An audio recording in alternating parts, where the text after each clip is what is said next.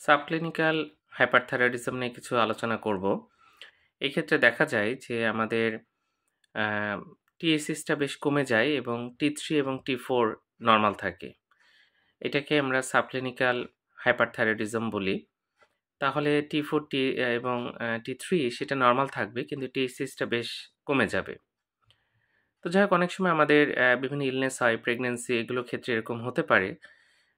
তো এইজন্য এটা যদি এরকম থাকে তাহলে ২ থেকে ৪ মাস পরে আবার কিন্তু টেস্ট করতে হবে যে কি অবস্থা হলো।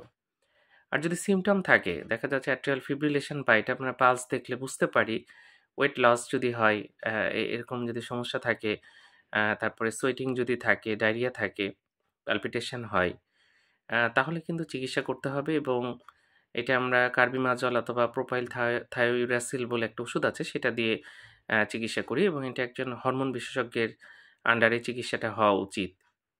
তো যাই হোক এবং যদি কোনো সিম্পটম না থাকে তাহলে ৬ মাস পর চেক করে দেখতে হবে যে কি অবস্থা। এটাই সাবক্লিনিক্যাল হাইপারথাইরয়েডিজম। ধন্যবাদ সবাইকে।